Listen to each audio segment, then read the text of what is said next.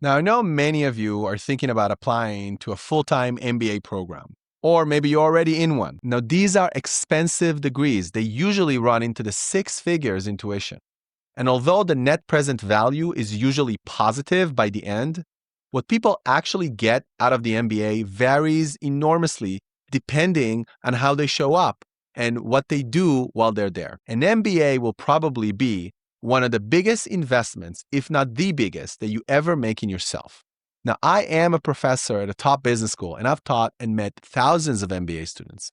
And I also went through the MBA program myself as a student. And in this video, I want to share what I've learned from watching so many students make really good decisions and also from students who make really bad ones. So the first thing I would recommend is the most important, which is seek out intensity. It may sound surprising, but the best thing about an MBA program is the intensity of it. That intensity is what challenges you, what forces you to grow and brings people to in a relatively short time so that they become lifelong friends, the kind of friends who will help each other through the most difficult moments, even if they haven't spoken with each other for years. My own experience was in a 2-year MBA program, but now I teach in a 1-year MBA program. And based on what I've seen, the 1-year program is often much better for this reason. In many 2-year programs, the second year becomes mostly about parties and social events. By then, many students already have their internships and jobs lined up, and the academic stress is largely behind them. The second year is simply far less intense than the first year. So here's the basic rule. Shorter is usually better than longer because shorter tends to stay more intense. And of course, it also costs less because you're paying one fewer year of tuition. Now, counterintuitively, this means that you end up paying less for something that challenges you and therefore develops you more. So seek out intensity in your schedules, in your student clubs, in your networking, in your classes, and in the initiatives that you take on. This is what will help you grow as a person and give you a much better return on your MBA eventually. Secondly, connect with people in a deep way. One of the best parts of the MBA is the deep connections that you can make. Then you should obviously focus on that. So many alumni tell me that they've made friends for life while at the MBA program, and they genuinely mean it. When we see them come back to campus for reunions, it's heartwarming to watch long-lost friends reunite. But it's also important to be very clear about what the difference is between connecting deeply and just connecting.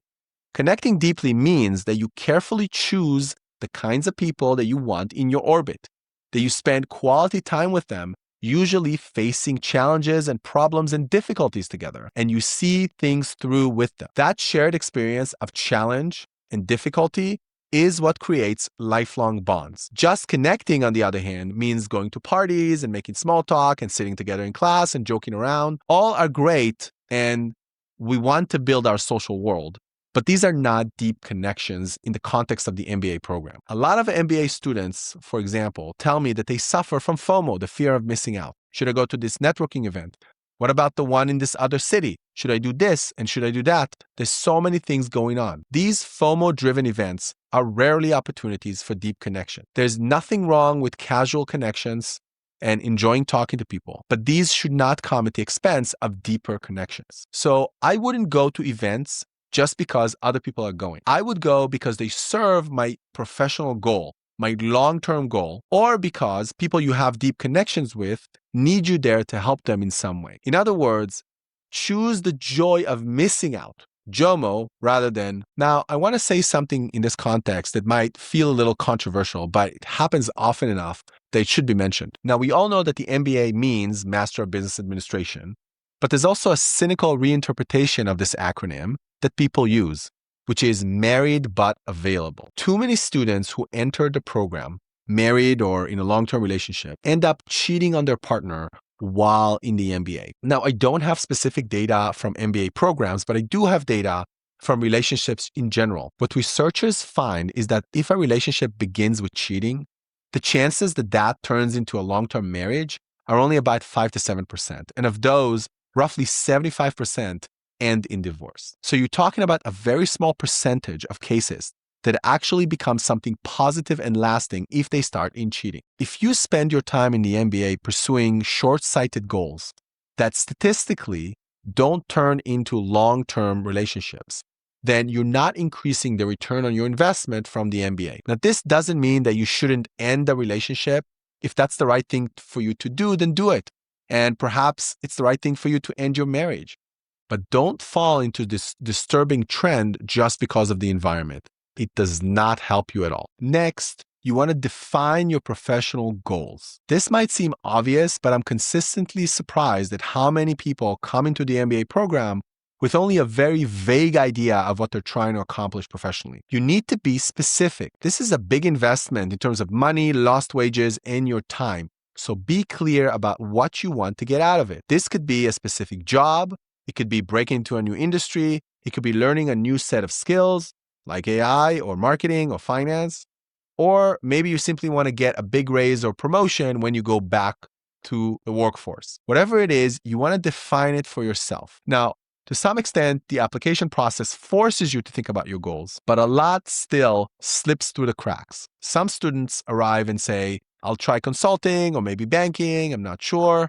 That's not the best way to do it. You want to be very clear and also be clear about the geography of where you want to end up, because that will also shape where you focus your efforts and even which school you choose. Next, and closely related, is that you want to set your own goals. You don't want to set goals based on what other people want or think is good. You want to base your goals on your own value system, on your own ambitions, on your own preferences. You would be surprised at how many students let their goals shift and drift depending on whoever happens to be around them during the program. Your goals should be yours. You do the thinking before the MBA and during the MBA, so you stay really clear about your goals. That way, if you later realize that the path that you chose wasn't right for you, you can learn something from that mistake because the decision came from you. If you simply adopt other people's goals, whether consciously or unconsciously, and it doesn't work out, you basically learn nothing about yourself. You just learn that another person's idea for what you should do is not the right thing. Now, this doesn't mean that you should be completely closed off to others. You want to let others inspire you. Inspiration is a high bar, and it's powerful when it happens. So you should only change your goals because of another person if that person inspires you. That's a sufficiently high bar to say to another person, you change the way I think. But anybody else who's below that bar should not come to this level, should not cause you to drift from your goals. All right, so now let's talk about a few don'ts. Okay, first, don't stress about grades. I was a student at the MBA. My grade point average was not high, and nevertheless, I succeeded because you know what? Nobody asked me what my GPA was when I was interviewing for jobs. Now I'm a professor, and I'm still flabbergasted at how much people worry about grades. For most of you, you just need to pass in a respectable way. Almost nobody will ever ask for your MBA grades in your next job. Your long-term success, professionally or personally, will rarely depend on your grades. So don't twist yourself into knots, get depressed, or lose sleep over grades. Academics is something to pass. It's not something to maximize. Focus instead on learning what actually matters for your goals and for your skills. And believe me, as professors, we'd appreciate you a lot more if you focused on learning rather than on grades. Okay, second don't. Don't try to impress the professors. Of course, you don't want to disrespect the professors. That's definitely a bad idea. In fact, I have a crazy example of a student who asked the professors to change her entire lecturing style. And at the end of her request, the student told the professor, I'd hate for this to reflect badly on your teaching evaluations. In other words, the student threatened the professor that if they don't change their entire teaching style, they would evaluate him negatively. You definitely don't want to do that. That's extremely disrespectful and will land you in bad places. On the other hand, you don't want to try to impress us. What we're looking for as professors is mentees that we can actually help. We want students who are authentic, honest about their limitations, and open to guidance. We don't want people constantly trying to impress us because that's not authentic. So treat your professors as potential mentors, and that would be the best framework for your relationship with them. Third don't. Do not let yourself drift. Time in an MBA program passes very quickly, especially in intense, shorter one-year programs.